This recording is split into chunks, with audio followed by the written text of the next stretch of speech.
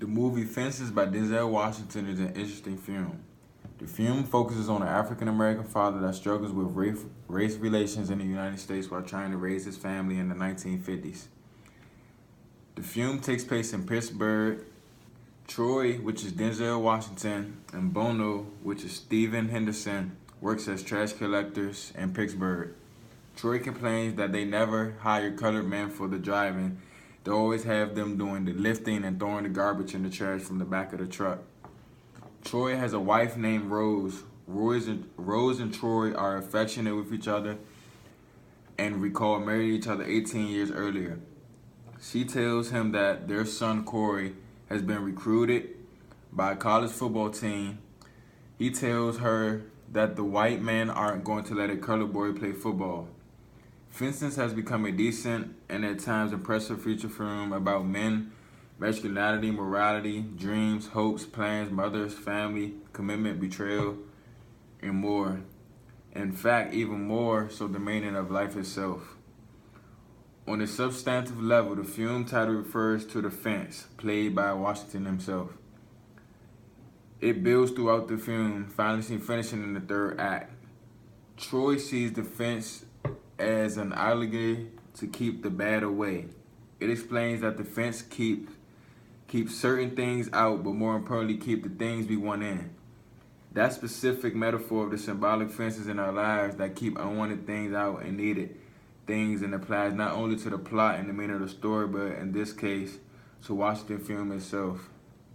That's because Fences as a play is far superior to Fences as a film.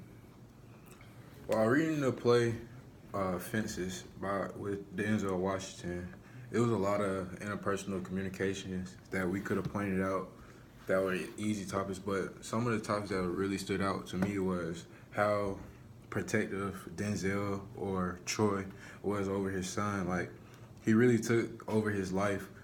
He wouldn't let him play football or do any type of like sports activity because of the time period they were in and all the racial things that happened to Denzel, which is his father. He really didn't trust anybody, any coaches or anything like that. So like his verbal communication sucked. Like, he really couldn't give a reason why. It just based off what he experienced, he felt like his son was going to go through, and that messes up a kid's mind. It's like, why is he not letting me do this? Why is my father protecting me from this or that? And he never really gave him an answer, especially with him dying and his son actually going to the military. It kind of like left him confused on the life, like what's going on, like why did he do this and stuff like that. Like a normal kid would be like confused. Another interpersonal communication style that I noticed was his decision making. Like, you can't take over your son's life. You gotta let your son go out and be his own man. Let him grow up. Like, if you don't let him do the things, if you don't let your son learn his lessons, like, what is he learning? He's not gonna learn anything. He's gonna repeat. He's gonna repeat the same actions that he done before. And those are like some of the interpersonal communication styles that we chose. And I hope you found this video to be Amusing. amazing. Thank you.